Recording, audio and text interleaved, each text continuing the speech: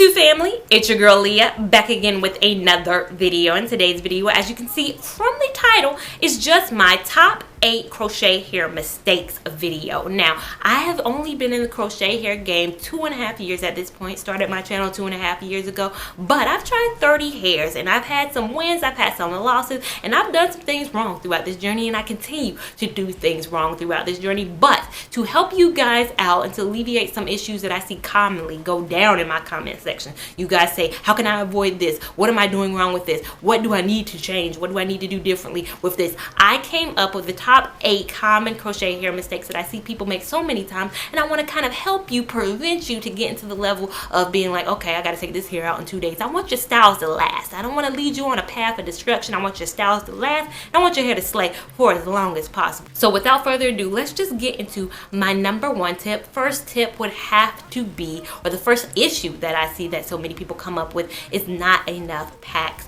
People trying to figure out how many packs of hair to get initially with their styles. Now, when I first started, I never knew. I would always overbuy. I'd be in the store and I'd be better safe than sorry, but sometimes that did not work out. You guys saw Outre Bahamas curl video. I literally was midway installing that on camera, had to turn that camera off and run to that beauty supply store because I had made some fatal flaws in the purchasing of that. So what I would say is the best tip I would go off of is I check comments for reviews on all hairs that I've tried. So if I'm buying it on Sam's Beauty or if I'm buying it on a site, I will go down and see how many the average person says they use. I don't go by what the site says. Sometimes they say 3 packs is enough, 1 pack is enough, 4 packs is enough. I go by what actual people have said, and I also watch review videos. That's how I got into the game. I watch review videos so I can make the most informed decision. I definitely do think it's better to be safe than to be sorry. So you see a lot of people say, 3 packs. I would err on the side of 4 packs because a lot of times crochet hair is only like $4.99, $5.99,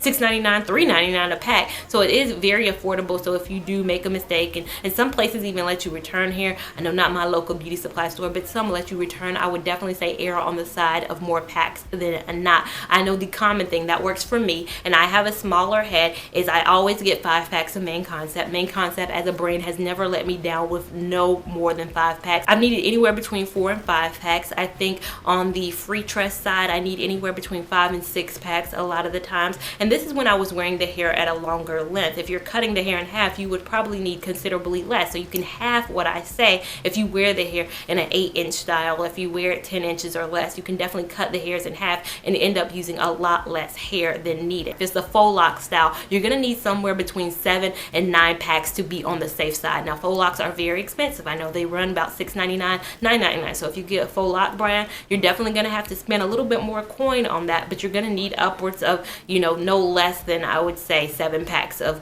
faux locks, or you're going to be pretty much screwed up. The last thing you want to do, especially if you go to a professional, is to be midway through and be like, I got to run out and go get some more hair. And that's another thing. If you do work with a professional, if a professional is doing your hair, you can ask them, you can consult with them, how many packs do you think I would need, and just go off of what they say. If you go to a crochet hair stylist, they'll know. They've done this. They do this daily. Knotting. I get a lot of questions about people saying their knots are slipping, their knots are slipping. The thing I would say about knotting a hair, because not all hairs are created equally. This hair I have in right now, Lulutress Beach Girl hair, only knotted the hair once. And I knew going into it that this was a not once type of a situation. There are some hairs that you can just tell how they're going to kind of work out if the hair is more rigid in texture. And if you've tried several crochet styles, then you would know what a more rigid hair looks like. If you haven't, it's just a kind of rougher style. Some hairs have a kind of silkiness to it. Some styles have a more roughness to it. Styles that are a little bit more rougher. So I'd say this hair, I think the Authentic brand, I'd say the Harlem 125 Kima brand is a little bit rougher in texture. Those hairs may need a little bit less knotting than a Lulutress Deep Twist. Lulutress Deep Twist, you're gonna have to knot that hair a lot of times for that hair to stay. That hair is a lot more silkier. It just has a different texture, and it's a lot more of a looser curl. Model hair that I tried, you're gonna have to knot that hair a little bit more. I'd also say the smaller the section though, it's easier for the knots to stay. So if you separate the hair out a little bit, so when you're installing the hair and you separate the hair out and you're installing it that way, the less you're gonna have to knot. You're not gonna have to do as many knots the smaller the section. The larger the section you're using, so if you're using a large chunks of hair, then you're gonna have to knot those hairs a little bit more than you would a smaller section. And I definitely, in more recent videos, so probably my last 8 videos, I tell you in the video how many times I knotted that hair and if the knotting that I used by the end of it was effective or not, because I've had knot slip too. There have been some very slippage hairs. Again, this is a stylist thing too. Your stylist, if you're going to a stylist or professional, they will know how many times to knot your hair. Braid patterns. I get a lot of questions about braid patterns. For me, what works best for me is a straight back. That's what I do about 90% of the time. That's what I do because that's all I can do.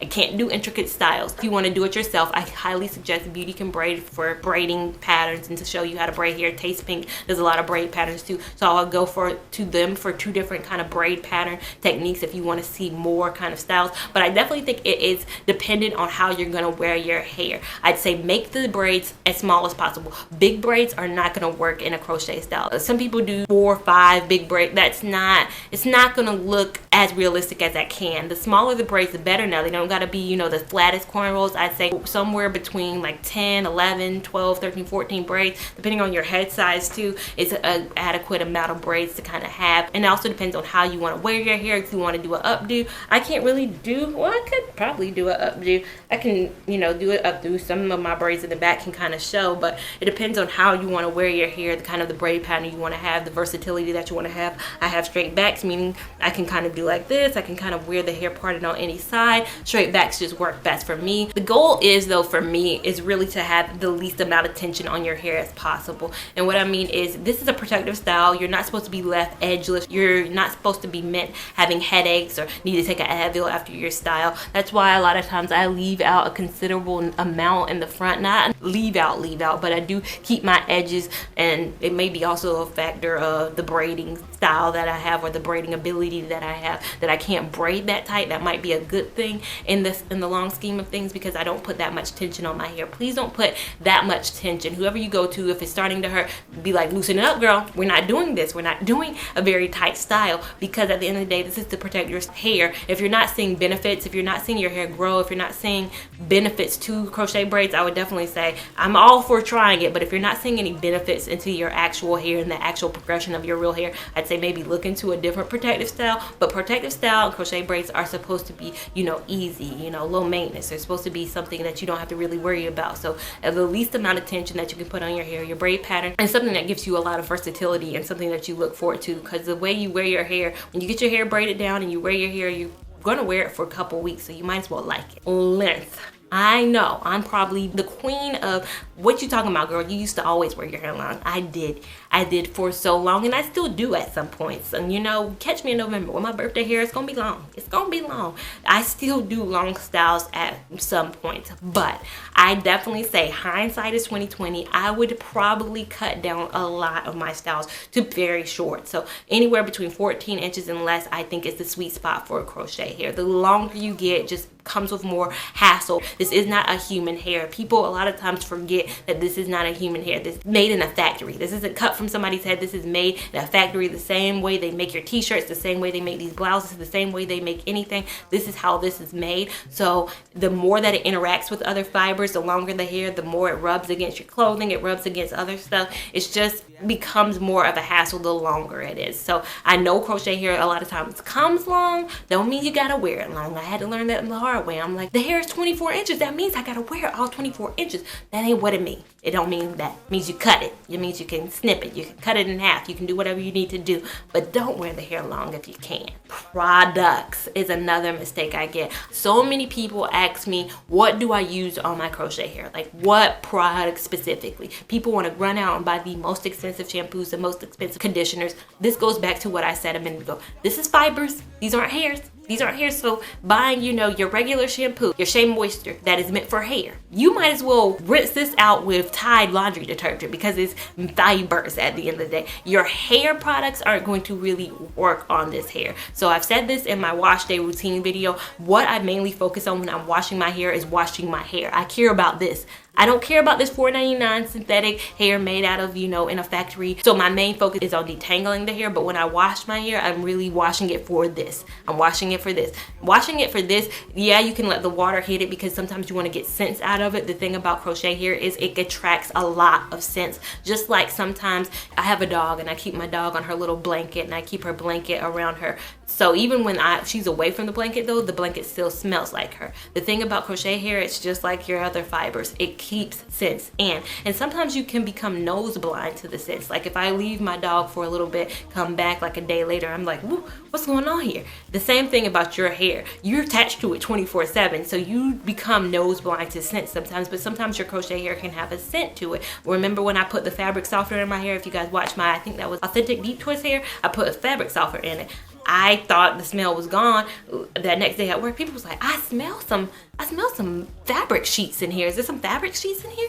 Oh, that's my hair. That's me. That's me. So the thing about this is if you need to wash out some things, just wash it out. Like that fabric softener. Probably should have washed that scent out, but I was nose blind to the situation. So if you want to wash the hair, cool, but use VO5. Use any kind of regular $1.99 store, the hotel shampoos, the hotel conditioners, those type of things. You can use that on this. Your real hair, use what you would use on your real hair. Your crochet hair, you don't have to use all that. Products that I do like for it though is mousse and like my Hawaiian Silky Miracle Worker. And I like that for detangling and taming frizz. I like the mousse for taming frizz. I like the Hawaiian Silky for detangling. You're gonna need to tame frizz. That's where mousse comes into play. Depending on the hair, you're gonna have to detangle it often, or you're not gonna have to detangle that much, but it just varies with the hair how much detangling you're gonna have to put into it. Number 6, I get a lot of questions about separating. I didn't know how big separating or not separating your curls meant. When I mean that is, you know, you get your standard hair, and the way it comes. Sometimes you're like, do I separate the hair out or do I apply it as it comes? For example, this is the Lulutress Island Twist hair. Now this is how it comes standard, like without, this is all of the hair. Well, it looks kind of like this hair. So meaning start with this, grab the hair, and then pull it very slowly.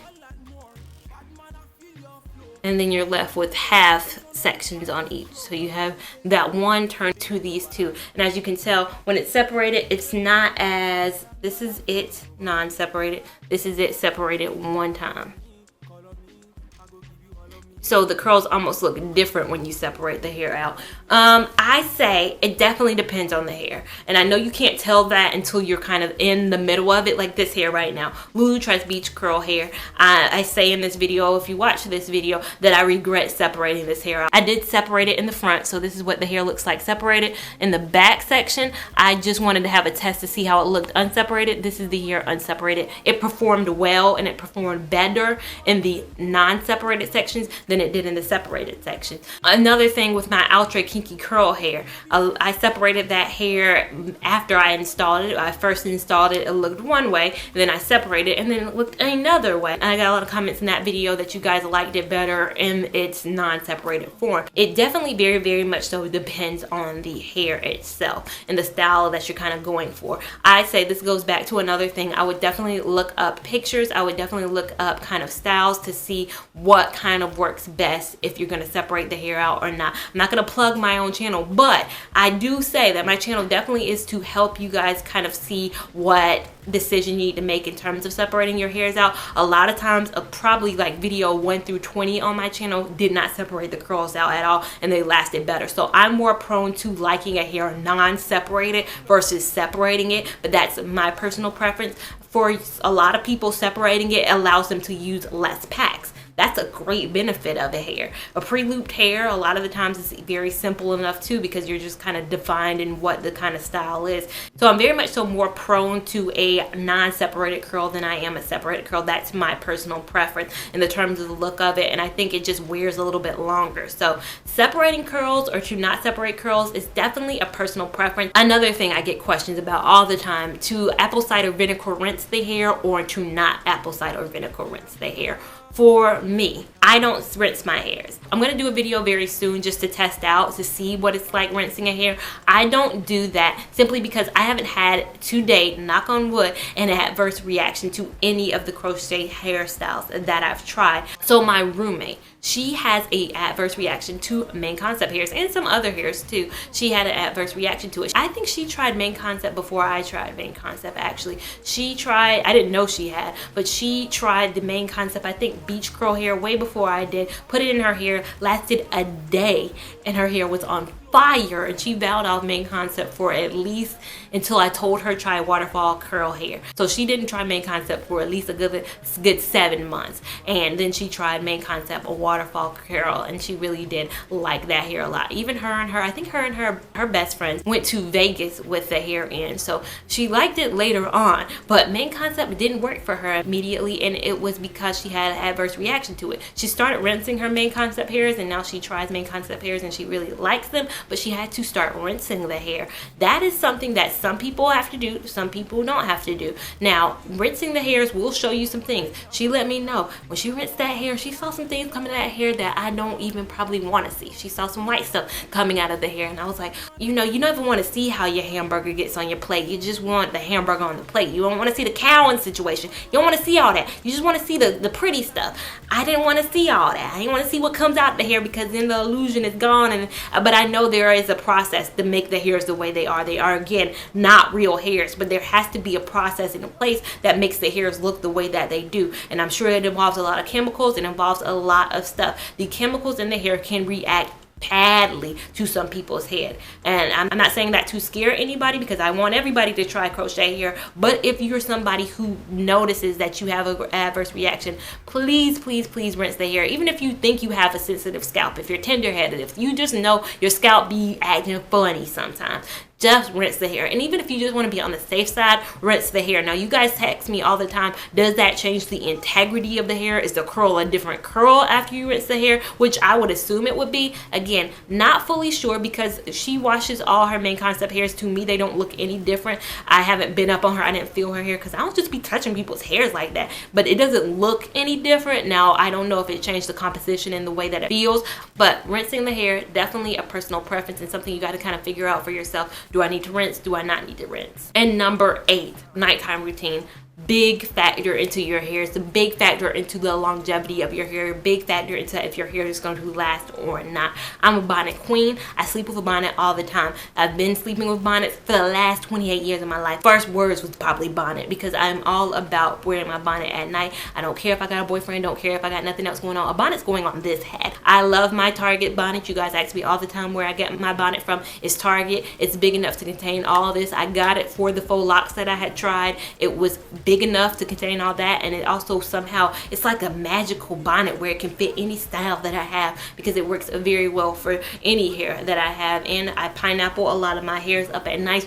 Twisting a hair is an option as well. I just don't see the benefits for me in twisting a lot of my hairs, but twisting is also a thing as well. Nighttime routine is going to be essential. Detangling your hair as needed. So if you're watching your show, you're watching your Green Leash, you're watching Love and Hip Hop, you're watching your Queen Sugars, you're watching all your shows, just sit there and detangle the hair. I know it takes a lot of time that recently I haven't been having, but if you do find some time to do it once to twice to 3 times a week, if you have to detangle a hair more than 3 times a week, I definitely say that's not a hair that I want to try. But 1 to 2 to 3 times a week detangling it. What I mean by that is just taking your favorite detangler, whether it be mousse, whether it be your Hawaiian Silky, and just kind of going through. I'm using this hair as an example right now. I have not detangled this hair in a week, but just going through, detangling it, and then some curls, or you'll find some things at the bottom, just cut it if you need to. Things like this is what detangling proactively prevent, though. You don't want to detangle after the fact. You can detangle after the fact. I detangle after the fact all the time,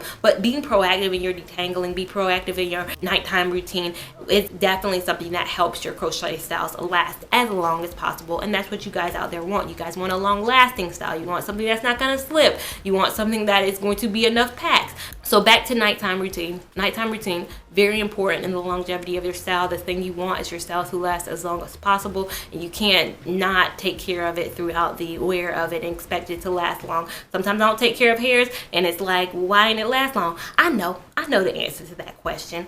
But that has been my top 8 common crochet hair mistakes. If you guys have any other mistakes that you guys have made in the past, let me know down below. If there's something you need to add to this list, any other questions you have, some issues that you're seeing with your styles that you want to ask me, leave it down below. Again, I'm not an expert, but I try to answer your questions. Make sure you give this video a big thumbs up. Make sure you're subscribed to this channel so you don't miss any of my content. Make sure you're following me on Instagram at Lia Lavon 89, and I will see you in my next video. Thank you so much for watching. Bye. Steady on time, yeah, don't be late, nah. Said I'm in love.